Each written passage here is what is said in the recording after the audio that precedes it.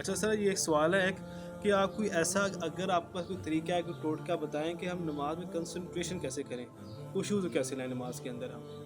اچھا میرے بیٹے، صرف 3 کام آپ نے کرنے ہیں، صرف 3 کام آپ نے کرنے ہیں، اور اگر یہ 3 کام آپ کریں گے تو کم از کم میرا تو اس چیز پر کامل ایمان ہے کہ آپ کو نماز میں خشوع و خضوع نصیب ہوگا۔ سب سے پہلا، آپ جب نماز کے لیے کھڑے ہوں تو یہ ضرور گمان کریں کہ آپ اس عبادت کے لیے کھڑے ہو رہے ہیں جو کہ نبی کریم رسول کریم صلی اللہ علیہ وسلم کی سب سے پسندیدہ ترین چیز تھی اس کائنات کے اندر، کیونکہ آپ صلی اللہ علیہ وسلم کی حدیث مبارکہ ہے کہ اس دنیا میں مجھے 3 چیزیں بہت پسند ہیں، جن میں سے ایک نماز ہے۔ تو پہلا کام آپ نے کیا کرنا ہے؟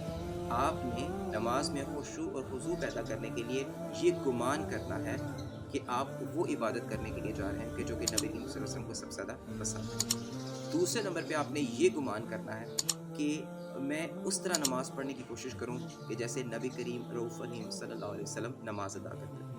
تیسرے نمبر پہ آپ نے، جیسے آپ صلی اللہ علیہ وسلم جب تلاوت کرتے تھے تو آپ کیسے تلاوت کرتے تھے؟ جیسے بسم اللہ الرحمن الرحیم، الحمد للہ رب العالمین، الرحمن الرحیم، مالک یوم الدین۔ یعنی آپ صلی اللہ علیہ وسلم ہر ایک آیت کے بعد کچھ سیکنڈز کے لیے توقف کرتے تھے، بریک لیتے تھے۔ اور لاسٹ بات جو میرے حساب سے بہت افیکٹو ہے وہ یہ ہے کہ آپ جب نماز کو پڑھیں، نماز میں سب سے زیادہ ضروری چیز ہے جی سورہ فاتحہ۔ آپ سورہ فاتحہ میں اگر آپ کنسنٹریشن حاصل کر لیں گے تو اس کا مطلب ہے کہ آپ کو نماز میں خشوع نصیب ہو جائے گا۔ آپ نے اس میں کیسے خشوع کیسے حاصل کرنا ہے؟ جیسے مثال کے طور پر آپ پڑھتے ہیں، یہ ایک حدیث کے ساتھ بھی میں اس کو ایکسپلین کرنے کی کوشش کروں گا کہ حدیث قدسی ہے یہ، اور میں آپ کو سمجھانا یہ چاہوں گا کہ جیسے جب آپ کہتے ہیں کہ بسم اللہ الرحمن الرحیم، تو اللہ تعالیٰ کہتے ہیں گواہ رہنا کہ اس بندے نے میرے نام کے ساتھ اس کام کا آغاز کیا ہے، مجھ پر لازم ہے کہ ہر کام جو یہ شروع کرے میرے نام سے، میں اس میں برکت ڈالتا ہوں۔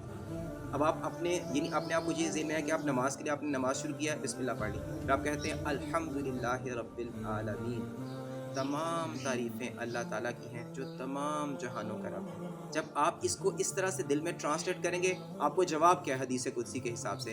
کہ اے بندے گواہ رہنا کہ جب تو نے میری تعریف کی، میری حمد بیان کی، تو مجھ پر لازم ہے کہ جب تو نے اپنی تمام نعمتوں پر اس حجت کو جانا کہ یہ نعمتیں میری طرف سے ہیں، اور ان کو گمان کرتے ہوئے کہ وہ میری طرف سے ہیں میری حمد بیان کی، تو میں تیرے لیے مزید نعمتیں عطا کروں گا۔ یعنی آپ اپنے دل میں یہ سوچیں، یا اللہ پاک میں آپ کی تعریف کرتا ہوں، اور حدیث سے آپ کو جواب کیا مل رہا ہے کہ اللہ تعالیٰ کیا کہتا ہے کہ تم میرا شکر کرو گے میں تمہیں اور نعمتیں دوں گا۔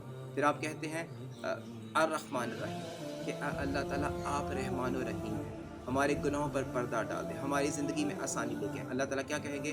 گواہ رہنا کہ جب تو نے مجھے رحمان اور رحیم جانا، مجھے رحمان اور رحیم گردانا، تو مجھ پر لازم ہے کہ میں تجھ پر اپنی رحمتوں کو نشاور کر دوں، تجھ پہ اپنے رحمتوں کے خزانے لٹا دوں۔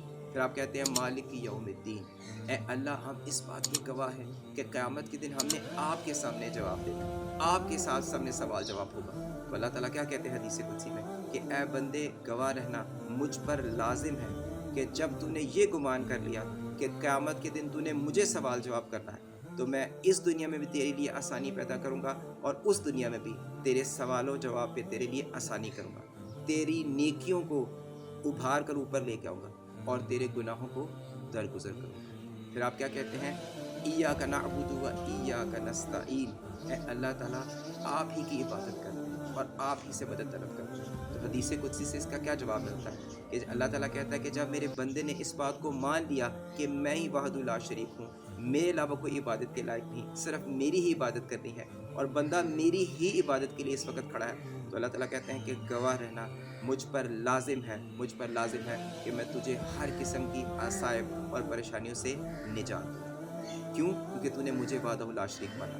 جب آپ یہ کہتے ہیں کہ ایاک نستعین، کہ تجھ ہی سے مدد مانگتے ہیں، تو اللہ تعالیٰ کہتے ہیں کہ گواہ رہنا، مجھ پر لازم ہے کہ جب تو نے مجھے ہی ہر چیز کے لیے قادر و مطلق تسلیم کر لیا، تو پھر میں تیری ہر پریشانی کو، ہر مصیبت کو، ہر علائم کو تیرے راستے سے ایسے دور کر دوں گا جیسا کہ وہ کبھی تھی نہیں۔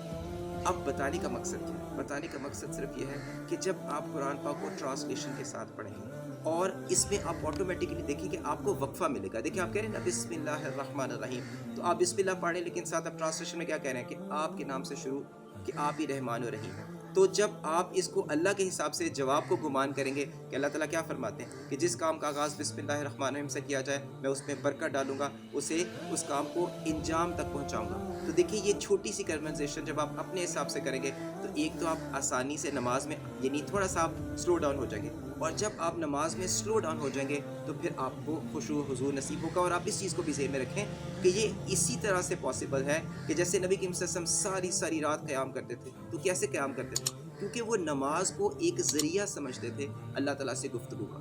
آپ جب نماز پڑھیں تو اپنے آپ کو اللہ تعالیٰ کے ساتھ محض گفتگو سمجھیں, ٹرانسلیشن کو مت سیکھیں. جب تک آپ کو یہی نہیں پتا کہ آپ کیا پڑھ رہے ہیں تب تک آپ کلی طور پر اس سے فیض یاب یا بہرہ مند نہیں ہو سکتے. اس بات کی ہمیں اللہ سے دعا کرنی چاہیے کہ اللہ تعالیٰ ہمیں فہم و فراست کے ساتھ, سوجھ بوجھ کے ساتھ اور اپنے تقوی کے ساتھ اپنی تمام عبادات کو ادا کرنے کی توفیق عطا فرمائے. آمین. وما علینا الا البلاغ.